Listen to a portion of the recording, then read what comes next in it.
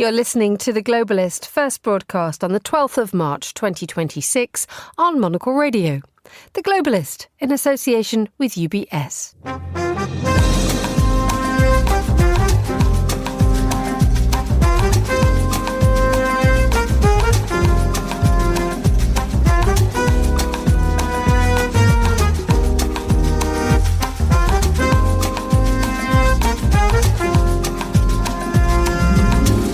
Live from London, this is The Globalist with me, Emma Nelson. A very warm welcome to today's programme. Coming up, tapping the world's oil reserves. Less than 2 weeks into the US and Israeli war against Iran, and there's already a need to call for the backup supplies of fuel. We'll ask how long-term a strategy this is. Also ahead in the next 60 minutes. We don't want to escalate. We want to de-escalate. Yet we want to make sure also we're following what can be done with the UN in terms of condemning and in terms of passing the right resolutions. The UAE's Minister of State, Noura Al Kaabi, tells us why she hasn't taken a more offensive posture in response to Iran's attacks. Plus, all of the skills that I've learned along the way, like dancing, performance art, fashion, theatre, music, like they're all combined into this Sam Quealy project. We'll be hearing from the Aussie techno pop princess and Monocle favourite Sam Quealy. Plus, we'll go through the papers and hear the latest aviation news out of Asia as well. That's all coming up on The Globalist, live from London.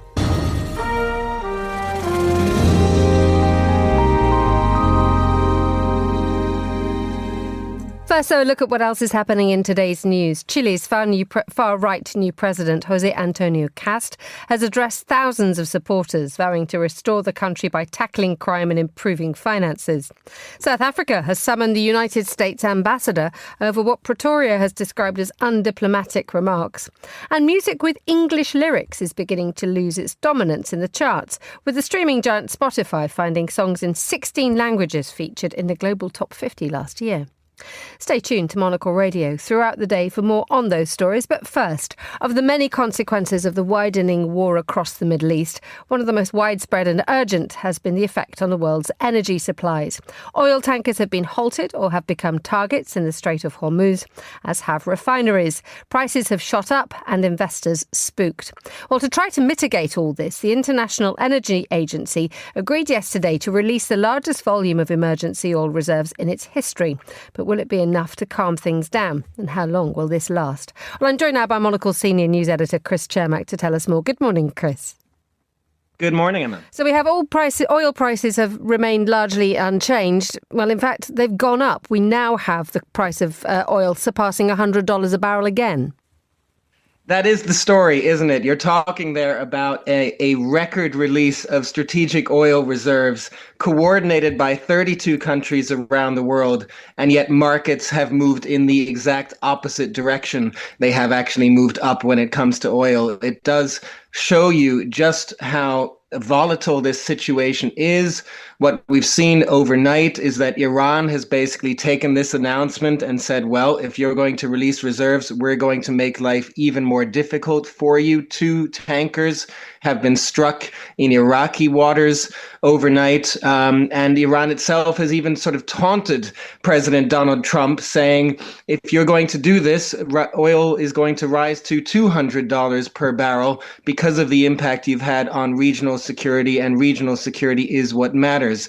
So yes, this is a record announcement, a record release of oil, but it is not having a big impact on the market. And this is a significant departure, isn't it, from the norm? Because most governments are very unwilling to start to tap into reserves, especially so soon after the start of a crisis. No, I mean, when you have a crisis, this is one of the responses that happens. The last time, of course, that this did happen was after Russia's full-scale invasion of Ukraine. So that was another similar moment of a shock to the oil markets. And that was the second largest release of oil reserves, about under 200 million barrels. In this case, you've now reached this record, 200 million per barrel. But the fact that if you look at it from the numbers, this is almost half of what the United States has in reserve right now. They have a little over 400 million barrels.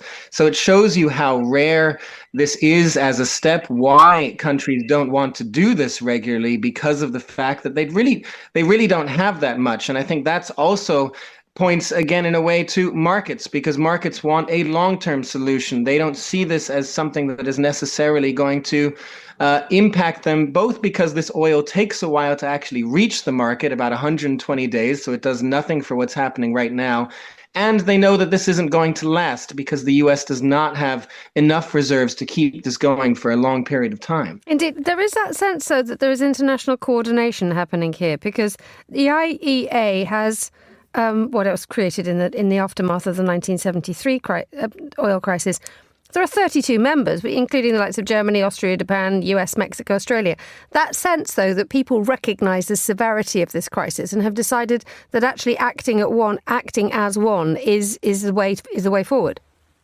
Yes, I think that is one of the interesting aspects of what happened yesterday, Emma. The fact that you saw this coordinated announcement and agreement to release the strategic reserves, including countries like Germany releasing 20 million barrels, Japan saying it will release 80 million barrels, one of the biggest on that. So yes, there was a coordinated move here. So the symbolism of this is certainly important to show unity, although it should be said there are certainly reports that in this case it was pushed very much by the United States. This would not have happened without the US, of course, which is the one that wanted this to happen.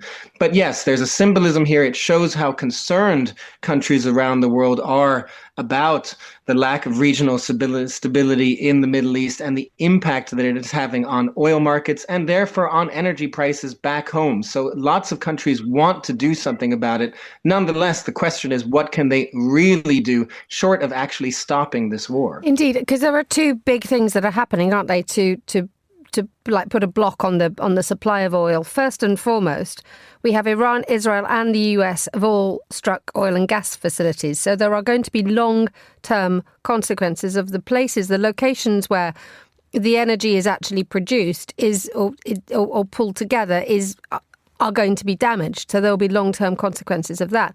Furthermore, we have the likes of Iraq, Kuwait and the UAE are cutting production. They're simply running out of space. So there are two huge issues here.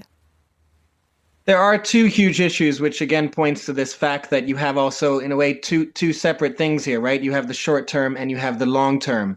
So the short term is the fact that oil is not passing through the Strait of Hormuz as well. And G7 nations and others are trying to get that up and running, promising to, send a fleet that would help oil tankers to go through the Strait of Hormuz. Although whether that will actually happen, whether any tankers would be willing to take that risk is another matter.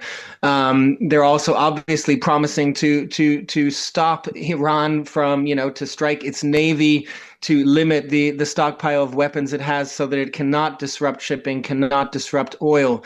But nonetheless, to your point, Emma, what it has already done has caused a tremendous amount of damage. And so you have had Gulf nations, in particular Qatar as well, warning that they are not going to be able to get back up and running soon. This has caused great damage to their facilities. Not only damage, it's also, even in the case, I understand, of, say, Qatar and liquefied natural gas, it just takes a while for these things to get up and running again once they've been shut down. So there are so many different elements to this, and that is really why, to go back to the original start of this, why markets kind of priced in this release of a record amount of oil from the strategic national reserves of countries. There's some news just coming out of France. I think it's on the FT's website about, I think it broke about 9 minutes ago. Total Energy has decided to cap fuel prices in France. Governments across Europe are now stepping up, trying to shield consumers, because ultimately, while all this is going on in the Gulf, this will start to affect prices at the pump across the world very, very soon. And it will also push prices up for consumers whose products are associated with the production of oil and gas. We now have this sense that governments are trying to do something about this. I mean, how long can they do that? Well, that's the question, isn't it? I mean, there's only so much they can do, and so we are going to see a rise in prices. I think that we're already seeing a rise in prices. Emma, I was in the United States actually as it happened when Iran when the war in Iran started, you saw the immediate rise in gas prices. So, I mean, you see this immediate response to some of these things, and that's what many people around the world will be seeing, particularly when it comes to gas prices, petrol for their cars. But yes, some countries are going to start taking measures. They're going to try and start maybe capping, as you say, with France, take whatever measures they can. But all of that is really a temporary solution at the moment. So again, the question goes back to how long this war is going to last.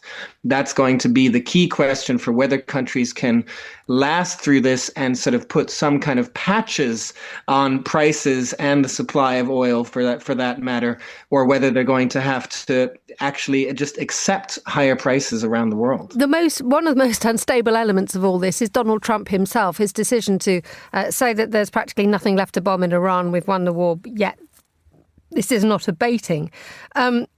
At what point does the domestic electorate in the United States send a message to Donald Trump that what he is doing is making their life more expensive?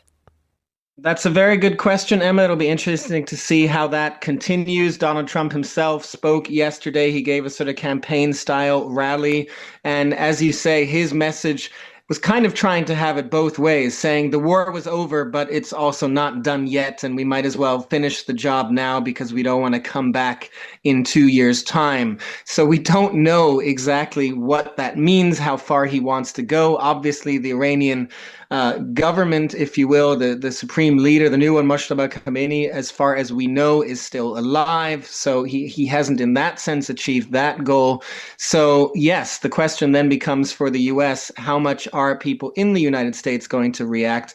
There has been a huge amount of debate within the US, even within the MAGA movement itself, about whether this is appropriate, given all of the sort of US America First rhetoric that we saw from Donald Trump, of course, ahead of his entering office. This is something of a departure from that. But so far, you haven't seen that, obviously. The Senate backed Trump's war powers, backed this war. The House of Representatives backed this war. So it's going to be a question, I think, there, in particular in Congress, if you start to see some shift in voices, because they are the ones at the end of the day that could come back and say, we're going to put a measure forward once again to actually limit Donald Trump's ability to act in Iran. That is the concrete thing that can happen, right? In this, Congress does have that power if it wants to use it. So the question is, will it use it? Finally, a senior news editor, Chris, what else are you following on the desk today? Well, I'll be hosting the briefing later on today, Emma, so we'll be getting into some more of this, also looking at the oil prices and whatever is going to be happening in the next few hours. I mean, just from our conversation, Emma, as you know, things change pretty quickly at the moment. Indeed. Thank you so much for that. That was Monocle senior news editor Chris Cermak. You're listening to The Globalist.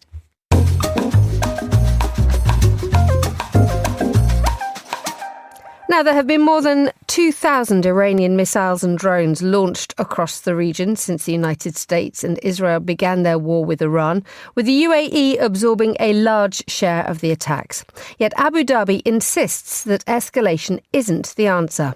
Noura Al Kaabi is the UAE's Minister of State at the Ministry of Foreign Affairs, and she spoke to Monocle's Gulf correspondent Inzaman Rashid, who began by asking her why the UAE hasn't taken a more offensive posture in response to Iran's attacks. I just want to say we stand in terms of protecting our sovereignty, but there is an aftermath.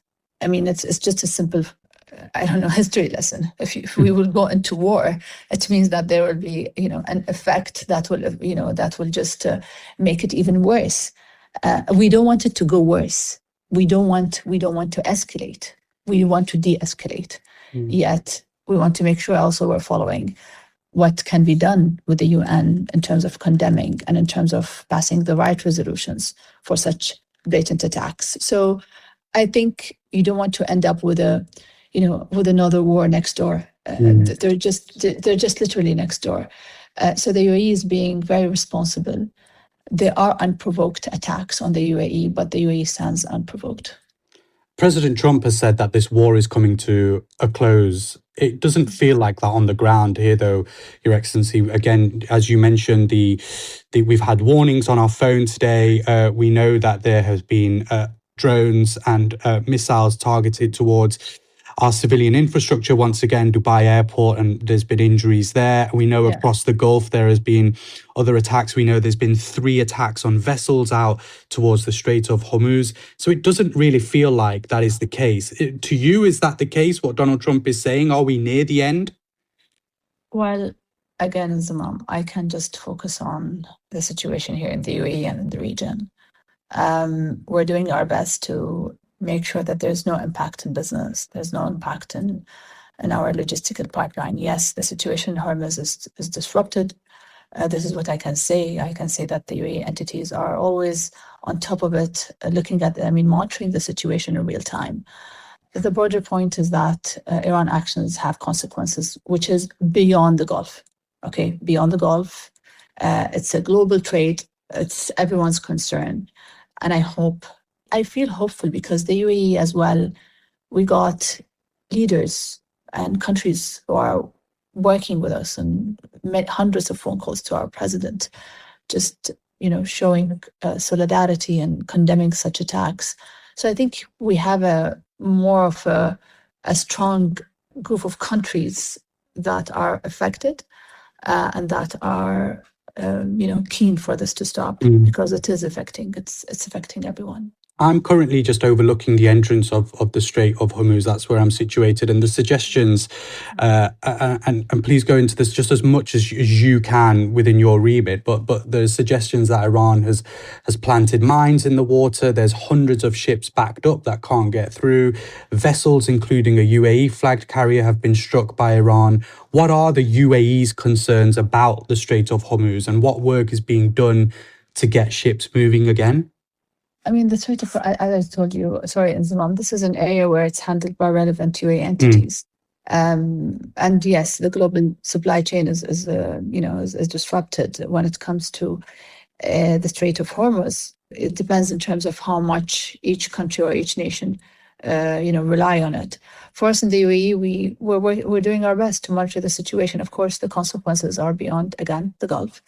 But this just refers to my previous answer of that everyone wants to make sure that we de-escalate and make this stop, because this is just one of the examples that is affecting everyone. That was Noura Al Kaabi, who's the UAE's Minister of State at the Ministry of Foreign Affairs. She was speaking to Monocle's Inzamam Rashid. And you can hear more of that interview on tonight's edition of the Monocle Daily. This is The Globalist.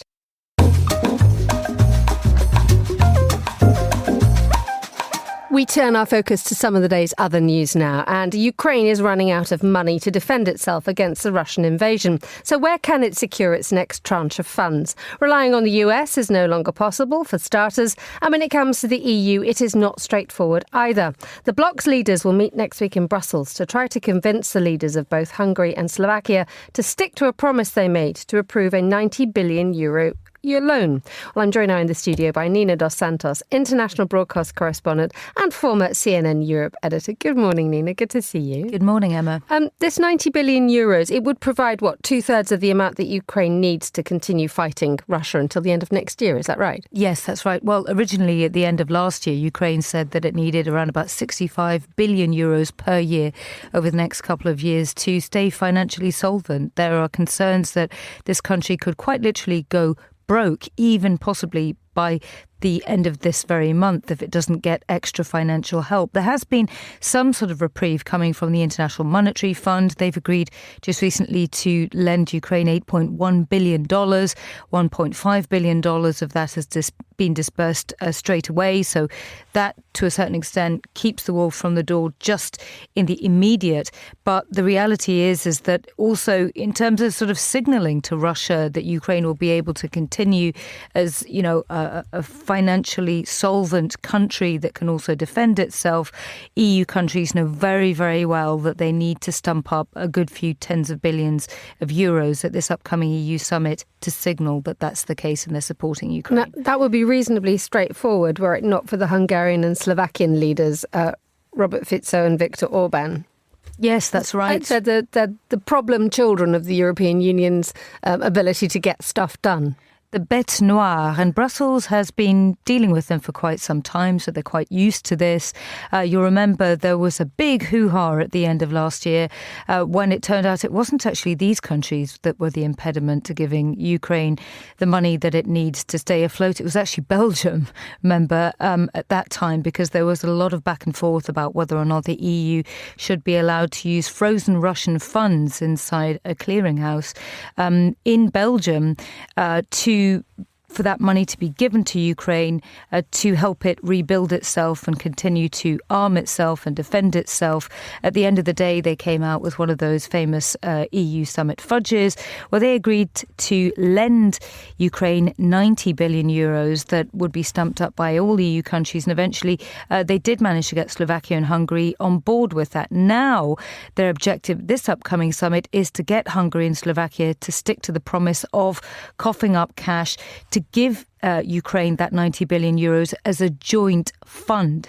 Now, what has happened in the meantime that has put the Hungarians and Slovaks off is that the main pipeline that aliments their oil and gas needs that funds these countries or funnels to these countries Russian oil and gas via Ukraine has been damaged by a Russian drone strike, and Slovakia and Hungary claim that Ukraine isn't doing enough to repair that quickly enough because Ukraine has no interest in helping Russia continue to sell Russian oil and gas. Remember that Slovakia and Hungary have a particular exemption to get this oil and gas from Russia because they're so dependent on it.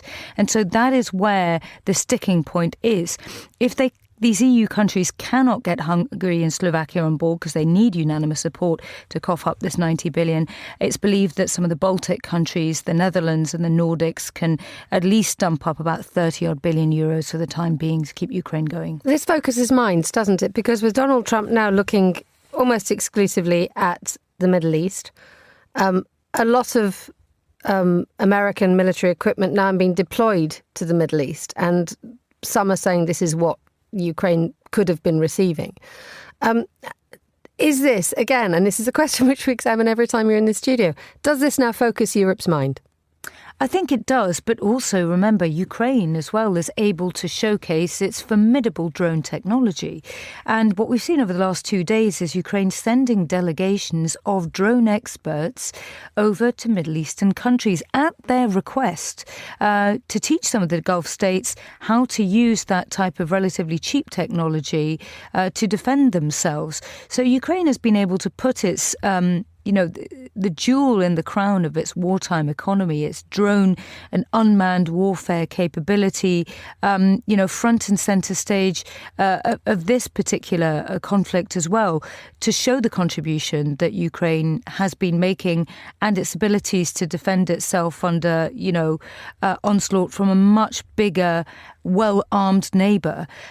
So that is obviously the contribution that Ukraine is quite keen to make and has been able to over the last few days. Nina Dos Santos, international broadcast correspondent, former CNN Europe editor and regular guest here on Monocle Radio. Thank you. Still to come on today's programme. I think there's a real challenge for us now into how do we bring those buildings up to standards that people see that there is opportunity to, kiss the frog and turn it into your prince or princess. We are at Mipim in Cannes to find out more about the importance of making the office an essential and indeed attractive element of work. Stay tuned. Craft is a matter of perspective, a unique outlook, and obsessive attention to detail. With UBS's Chief Investment Office House View, we're focused on identifying the latest investment opportunities and market risks to help you achieve your financial goals, so you get the big picture broken down into thought-provoking insights. Delivered daily and curated by over 200 globally connected, locally active analysts. UBS. Banking is our craft.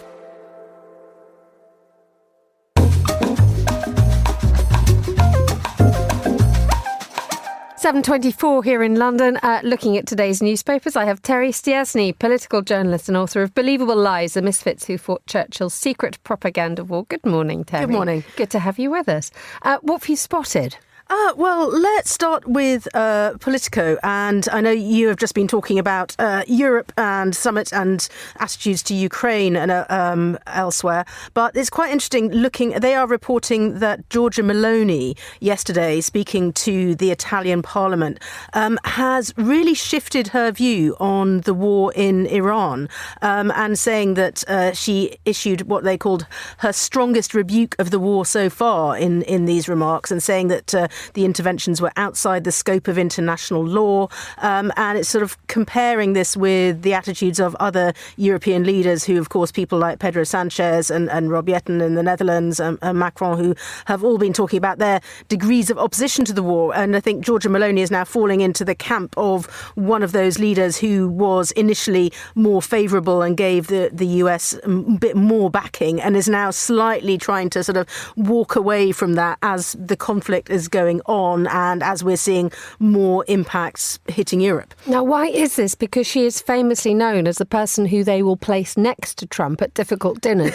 She's the one who will talk to him and who will listen to him. Well, we've seen Pedro Sanchez in Spain, who doesn't really care what Donald Trump thinks of him. We have issues with the United Kingdom. Macron is also criticising Donald Trump. But to have Meloni join the chorus says what about where her loyalties lie? Well, I think it's interesting here. I mean, in this article in Politico, it's describing this as a reflection of pressures closer to home, saying that the airstrikes have been deeply unpopular in Italy. People are worried about being drawn into another conflict. She's got troubles with her own coalition on a different issue, the issue of judicial reforms. And so, she is under quite a lot of, domestic political pressure here, it seems. And I think it's also something that we've seen in the UK, I think, as well, not in the government so much, where the government's position has remained pretty much the same, but actually in the opposition, where opposition parties on the right who had been quite favourable towards the US intervention are now again slightly backing away from this as they look at things like, rising fuel prices, this potentially being a longer conflict that they could end up being drawn into. OK, let's move on to the Mandelson files published yesterday. Well, a tranche of files were published yesterday, talking about how Peter Mandelson ended up as UK ambassador to the United States. It is not just a domestic story, this, is it? This has the wider implications of just how international the Epstein network was, not just in business, but in diplomacy.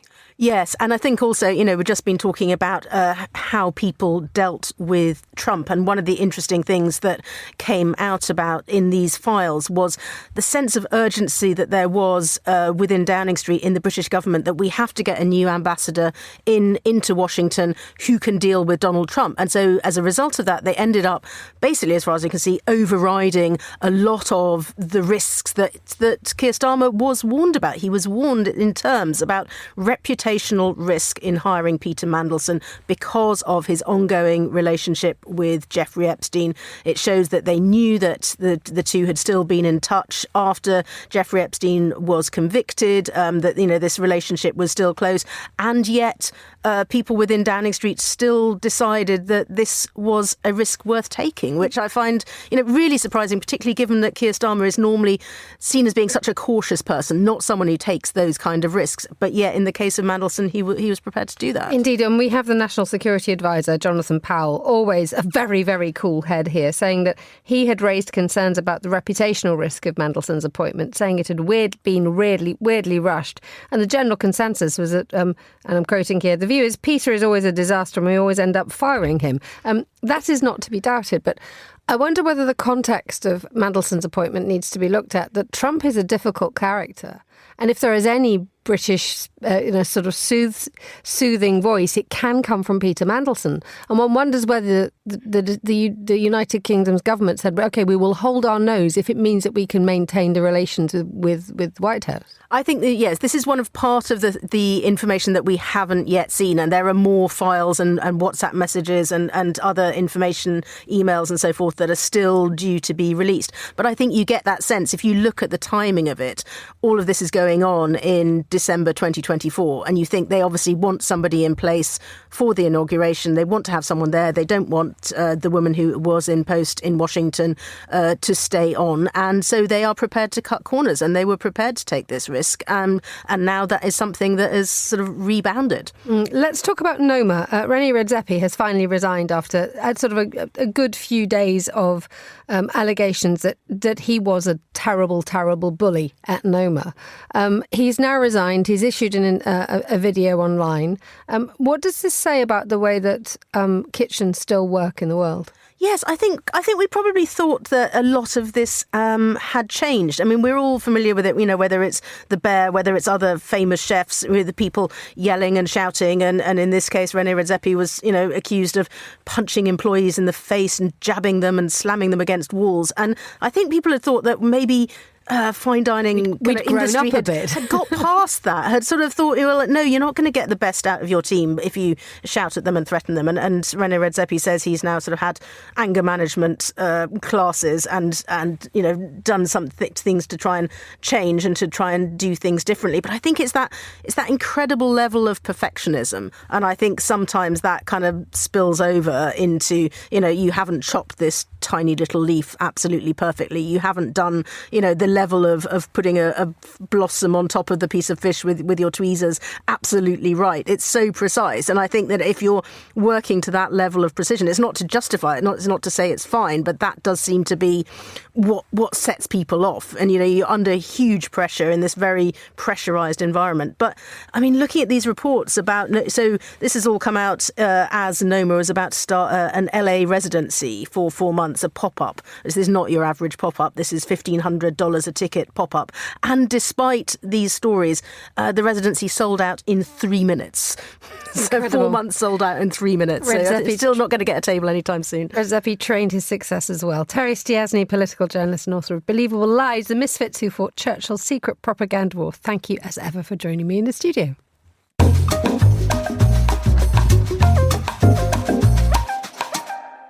Now here's what else we're keeping an eye on today. Chile's new far-right president, José Antonio Cast, has addressed thousands of supporters vowing to restore the country by tackling crime and improving finances. Mr. Cast said he would cut illegal immigration and address organised crime, as his inauguration ceremony prompted demonstrations in some cities. South Africa summoned the United States ambassador just weeks after he took up the post over what Pretoria says was undiplomatic remarks. At a business conference, Leo Brent Brazell, a conservative activist appointed by Donald Trump, criticised some South African policies on race. And music with English lyrics is beginning to lose its dominance in the global charts. The streaming giant Spotify found that songs in 16 languages featured in the global top 50 last year. And those are the headlines on Monocle Radio.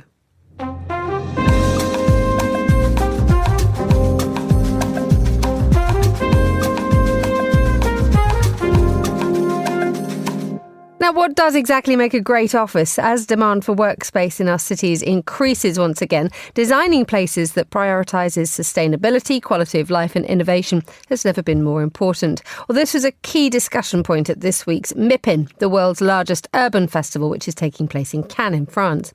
And among the attendees, it was Sam Quealy, who's the chief executive of the British Council for Offices. She spoke to Monocle's executive producer Carlotta Rebello about why offices remain critical urban infrastructure and what the next phase of the workplace might look like. Sam began by describing what the British Council for Offices does. The BCO is a membership organisation for anyone and everyone who's active in the workspace world, not just in the UK, that we have international members, and so we've got about 4,000 members, from architects, engineers, to developers, to fit-out contractors, to the agents, to everyone who touches the wonderful world of workspace. And I guess how we're driving the workspace forward is bringing conversation to life, talking about the challenges that are out there, trying to champion the changes that we're seeing, providing guidance, research, opportunities for our members to network and learn from each other. Well, one of the things we've learned so far is, of course, how London's office market is tightening, and high-quality office space is becoming scarce, and it's at a crunch point. What challenges does that pose, and can it be used as an opportunity to rethink the city, rethink how it adapts to the existing stock? I think it absolutely should be used as an opportunity to rethink. I think we're at a really interesting point in the cycle right now, in that there is, as you've said, the volume of development is so tight in London, and the demand for best-in-class space is incredibly strong. The thing that I always think about is that's all Grade A stock, and the Grade A demand is actually a small part of a much bigger market. And when you look at the UK and London in particular, most of that market isn't Grade A. It's everything else. And I think there's a real challenge for us now, and something that we need to sort of turn towards, into how do we bring those buildings up to standards so that they can take some of that demand, and that people see that there is opportunity to kiss the frog and turn it into your prince or princess. And I think we have to look at ways to do that for the existing office stock that we have. You're touching there upon this idea of retrofitting, which we know, there's always a debate, retrofitting, demolishing, what do we do? But in this particular case, when we look at offices and the places of work, I guess, what does a good retrofit look like? I think there's some really interesting examples of sort of the deep retrofit that we're seeing across London and the UK, and then a much gentler touch, because we've done a really strong piece of research recently looking at viability of sustainable buildings outside of the big six, and no surprises for guessing it's not very viable outside of the big six unless you reapproach your definition of sustainable buildings. And we know that most sustainable building is building that's already built and occupied. And so with some of that soft touch retrofit that we can do to bring those buildings up to standard, I think maybe that's what good looks like. Actually, how do we enable buildings that are already active to just be a little bit more efficient? Now, one of the other issues as well is the idea of stranded assets in older buildings, in particular, older office buildings. How can cities, not just London, cities in general, prevent such large parts of their commercial stock from becoming obsolete? I think partnership and collaboration is the answer there. And we've seen it, even here at Mipim, we've seen some announcements about our local authorities stepping in and helping with the sort of viability crisis that there is at the moment. So if we can create proper partnership with local authority, with the funding packages that are out there, to enable those developments to come forward. I was having a conversation earlier about, what some of the things that we can just pull on to enable that secondary stock to not become stranded, because we can't convert everything to something else. We do need workspace. It's a vital part of our infrastructure. If we're looking to growth, we need businesses to flourish, don't we? We need innovation to happen, and that happens in a workspace. So is there some sort of funding mechanism that we can put in place that enables those slightly lower grade buildings to step up? And I was talking to Nuveen actually, and they have a system that they're using out in the States that is doing just that. And I understand that there's a bit of interest in creating those kind of platforms over here in the UK.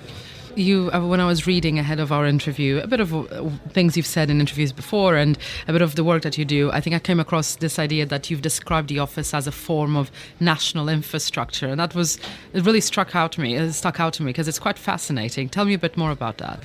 For those people that don't know me, sometimes I can get on my high horse about certain things, and that's not always great, but sometimes it is. And I've been getting really frustrated that whenever we're talking about national infrastructure or critical infrastructure, everyone immediately goes to housing, which of course is important, and we do need to deliver better and more housing, but we also need workplaces and workspaces. And when I look at the power of the office and what it delivers to place, to me, that makes it absolutely critical. There's so much data and insight out there that shows you that if you have a really strong office offering in a city, you get better retail, you get better restaurants, you get better public amenity, because you've got a critical mass of people who are coming in, and people are coming back to the office, aren't they? It's not a ghost town anymore. So we have to start thinking about offices as creators of place, creators of innovation, as I've said, and critical infrastructure. It's got to have the same understanding in central and local government as housing does. It's so important. Sam, final question. I need to ask you, does the BCO have great offices? We do you know what? We are a very small team, and we're really focused on delivering for our members. Here's my politician answer. We have, do you know what? A great office comes with great culture, and I have a fantastic team around me. And, we have a few things that we'd like to be better in the office, but we're a work in progress. And I think for me, it's about how the people that are in your office connect with each other. And we usually leave with a smile on our face, and that makes it a great office. That's Sam Quealy, Chief Executive of the British Council for Offices, talking to Monocle's Carlotta Rebello at the Mipim Real Estate Fair in Cannes. You're listening to Monocle Radio.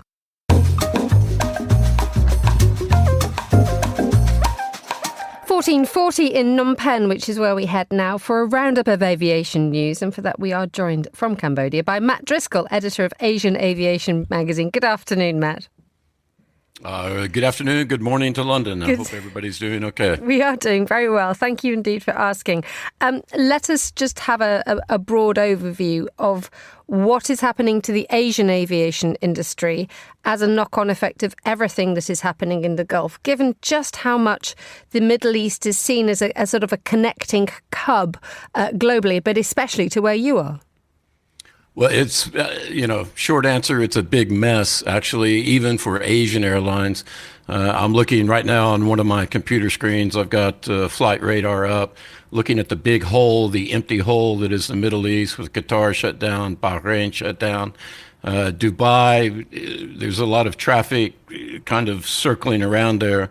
But I think they got hit by either some drones or some missiles today as well. So there's not much traffic there.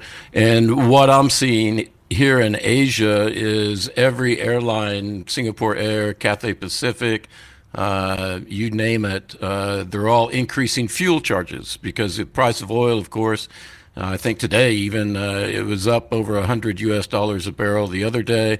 I think today it's over $100. So all the airlines, and keep in mind, fuel makes up about 25 to 30% of an airline's fixed costs. And so Cathay Pacific, for example, I just got an email about 10 minutes ago. Short haul flights, the fuel surcharge has doubled. Medium haul flights, the fuel surcharge has doubled. And same with long haul flights, doubled as well. So everybody's trying to, cover their costs. And it's just a right mess. And the covering of the cost is what passed directly on to the passenger. But if you are a tourist, you will not want to spend extra money. And if you are a business, you will see this as a moment when you do not have extra expenditure. Well, that's the problem. I just finished a column where I talked about this that comes out in the magazine. But and I saw some prices the other day. A flight from, I think it was Seoul to London, went from 500 or so US dollars to over 4,000 US dollars. And if you're if you're just a regular tourist, there's no way you're going to pay for that. And if you're a chief financial officer, you're going to say, hang on, if COVID taught us anything, maybe we don't have to do that business trip. Maybe we can do it on a Zoom call. Maybe we can do it on a Teams call. Let's see what we can do to save the money, because we don't want to pay the money right now. And anybody going anywhere near the Middle East is just not safe. And also the long-term effects of this one. I mean, even if this conflict were to end today, which is unlikely, you would have long-term knock-on effects of this. I mean, you've written in your column about the fact that there is a speculation that order books for Boeing and Airbus are sort of not quite as secure as they could have been. So if you're a flag carrier in, let's say, I don't know, Vietnam or even Kazakhstan, two countries whose flag carriers have ordered a big number of Boeing 787 Dreamliners. Are you now reconsidering this? Well, a lot of them are, and it's not just Boeing and Airbus, it's the lessors as well that actually were doing booming business. It was a good time to be a leasing company. But, you know, and the thing is, it's not like, okay, the war ends today and then everything goes back to normal. You've got planes that are parked in strange places. They have to get back to their bases. You've got pilots that are out of position. You've got other air crews that are out of position. So you can't just flip a switch and it all goes back to normal. And now, again, because these costs are, and keep in mind too, airlines run on such thin margins. They are a hamburger and a Coke away from making money or losing money on a per passenger, per flight basis.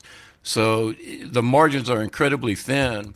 And if you've got, you know, $1 billion worth of airplanes that you've ordered, and all of a sudden you're going to take a hit and you're not able to fly right now, like Qatar Airlines or Qatar Airways or Emirates or Etihad, you're going to say, well, maybe we need to hold off on that order a little bit. The problem with that is, if depending on where it is in the order stage, if it's a firm order or if it's not a firm order, but it's a letter of intent or a memorandum of understanding, then there are major penalties that you have to incur.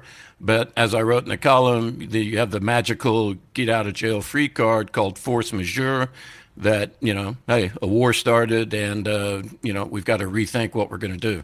Matt Driscoll, editor of Asian Aviation, on the line from Phnom Penh. Thank you so much for joining us on The Globalist.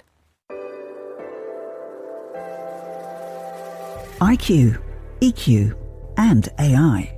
3 components key to the craft of innovation at UBS. Because to stay ahead in a rapidly evolving age, you need a partner with decades of experience, endless passion for the work, and a finger on the pulse of leading technologies. Bridging human expertise with artificial intelligence, all to elevate you. UBS, banking is our craft.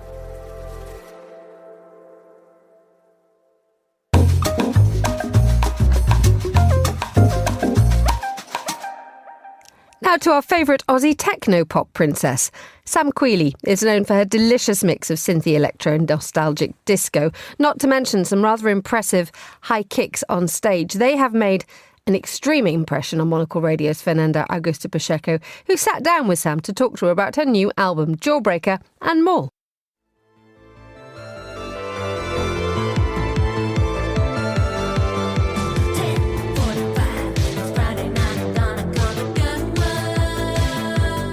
Sam Quealy, what a pleasure. I'm a big fan and I love Jawbreaker.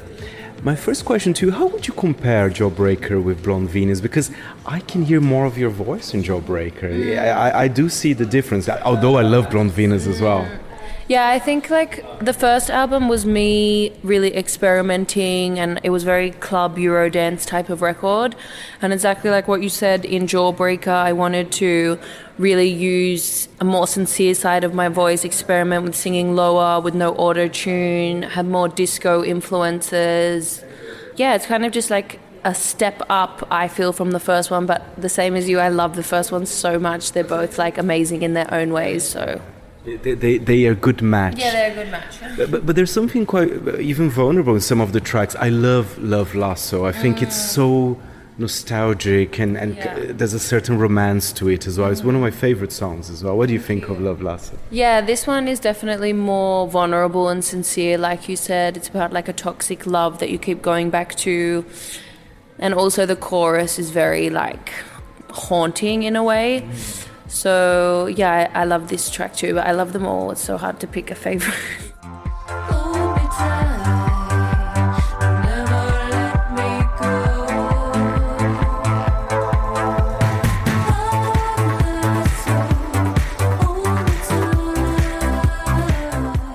And I just want to know a little bit more about you. I know you're from Australia, from Sydney. Did you always from a young age wanted to perform? Because I know for you it's not just singing, but it's about the dance, the outfits and everything. So tell us about your experience and And when did you move out of Australia, actually? Yeah, I left Australia very young, like 17 or 18, I think, because I knew that there was more to the world that I had to discover and see. So very young, and I was kind of already dancing and performing, working professionally, and I was writing songs, but more for pleasure. And yeah, I think that it's a great place. Like, I love my childhood in Australia, but I knew that I needed to get out and see the rest of the world and experience. I had lots of questions and I was looking for answers, I guess. Well, and I guess you found it in Paris. But before, I just want to ask a question, because I was reading an article about you and Les Inrocks, and just want to make sure that I corrected my French. Were you even an assistant to a magician in a cruise? Is that true? Yes. I love that. Yeah, I was a magician's assistant. Really was in, like, basically whenever I become obsessed with something, I really commit to it. And that phase was like magic. This magic show I was doing, we were doing like big illusions and stuff. And I think that all of the skills that I've learned along the way, like dancing, performance art, fashion, theatre, music, like they're all combined into this Sam Quealy project now. I love like a magic moment also in the show. You love magic, right? Who doesn't like magic? And you live in Paris, so tell us, I see your music fitting Paris very well, because they love their electro there, even more than in London these days. Yeah. So tell us what you think about the city. Does it match, perhaps? Definitely. Like, I love the French touch music. In Australia, when French touch was first popping off, I was like, what the fuck? Like Daft Punk, Justice, you know, this kind of sound was amazing to me. So it's definitely influenced my work a lot. And also my collaborator Marlon, he is French too, so he produced the first and the second album.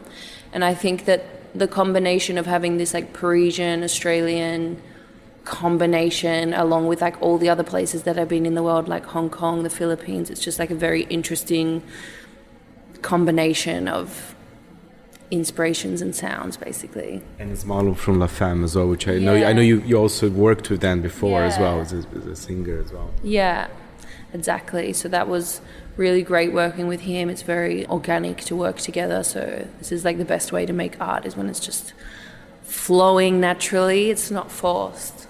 Well, we're talking a lot about Paris, but one of my favorite songs from the album is always London Town. I mean, and that's actually a clubby banger. I love it. Yes, and it's so funny. We were just saying on our way here that it's the first song on the album. It was the first single, and now it's the first night of the Jawbreaker tour, and it's in London with London Town. So I'm so excited, and I hope that all the Londoners really appreciate this song tonight. That I wrote it for their city, yeah. I'm sure they will.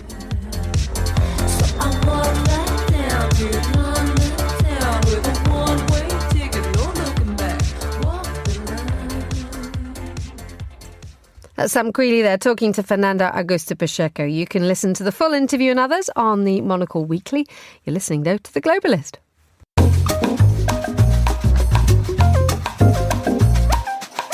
7:52 here in London, but we head to Texas-ish because we're going to find out about South by Southwest, the festival which for the first time is bringing all its events together across 7 days in Austin, Texas.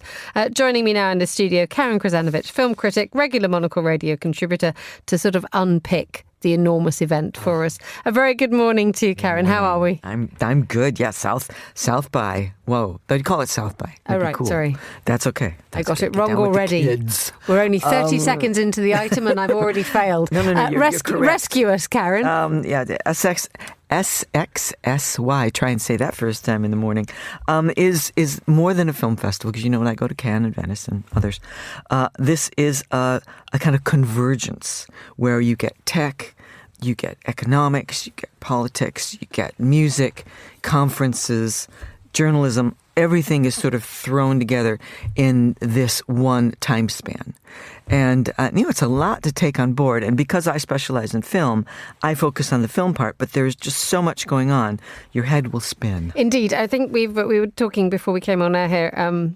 We do, ladies and gentlemen, we just thought I'd let you know. Davos with better music is how it's been described. I think that sums it up really well. It really does. And it's the whole point of this is to get people talking to each other. And whether it's tech or whether it's film, I mean, all of these these things exist in a confluence. I mean, you're influenced by another sector. And so it's actually quite fertile and quite important. And it's very exciting because you never know what's going to be on. But I mean, I do have a few films. I got a handful of films. The opening film is I Love Boosters. And boosters are shoplifters, basically. And this is directed by Boots Riley, who did Sorry to Bother You. And this is apparently the hot ticket. It's got Keke Palmer, Lakeith Stanfield, and Demi Moore as a vicious high-end shop owner. And she's discovering that people are stealing from her and reselling it. Then we've got the sequel to Ready or Not, which stars Samara Weaving. And again, it's sort of an eat the rich battle for survival. If you've seen the first one, it's more of the same. And the one that I'm actually, well, there's two that I'm sort of excited about. One of them is television. Over Your Dead Body. It's a lot of these are black comedies. So this is a marital satire by a couple, Jorma Taccone and that's director Jason Segel, and again Samara Weaving. She loves South by as a dysfunctional couple who go to a cabin only to discover they're trying to kill each other. Excellent! What a surprise! These films that are coming up now, and they get their sort of their moment in the sun at South by Southwest. Yes, did it. There you go. Thank you. The issue here is what, or the thing that the event does is showcases smaller films or niche films. Yeah. Well, anything with Demi Moore is going to obviously have a fairly sizable budget in it. But the fact remains is, what is the kind of feeling or the tone by the choice of films that are on show there? It's relaxed. It's kind of a younger Sundance. I mean, Sundance used to be what South by was, just for film. It would be these sort of fresh, new, kind of slightly ragged films, eccentric, very niche, ones that you wouldn't see at your multiplex unless they were a word of mouth hit. And that's the kind of things that you get by South by. Just really quirky films. Quirky but good, well made. There's no excuse for having a badly made film these days. And that's really what it's about. So it kind of follows, I don't want to say hippie or boho or anything like that, but it's relaxed and open to what you might want to see. And what does that do in terms of the sort of shining a spotlight on what might be the quirkier films on Earth? I mean, you talked about the issue of people being shown, well, films being shown because of word of mouth. How much is that still a part of cinema? We hear nothing but negative headlines about the lack of creativity, big production houses just going for the remakes and knowing the things that they can bank, and it being a major threat. But when it comes to the smaller films, what roles do they still play? Well, there is always an element of risk and creativity. And if you don't take a chance, you're not going to have, what is it? You miss 100% of the baskets you don't shoot.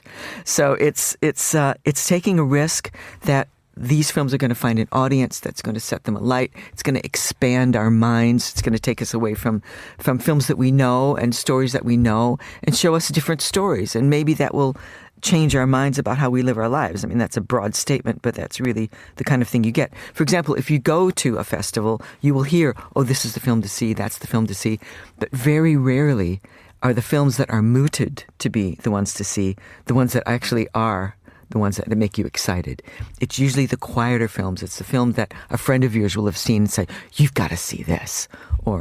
And so these are the films that the marketing isn't pushing. I think that's probably the best way of putting it. And so, okay, just briefly recap. We have got 30 seconds. If you are in Austin, Texas, and listening, hello. But if you're just thinking about where to sort of pick and choose your new quirky films, what are we looking at, Karen?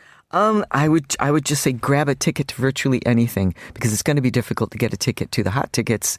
So take a chance. Don't even read about it. Just make it a time that you can make and just go and sit down and see something you don't know anything about. And if you can't go to Austin, Texas, because it starts today, and we've just been hearing that 7 days, flight prices are expensive at the minute. What should we go and see wherever we are in the world? Oh, gosh. Bit of quirk.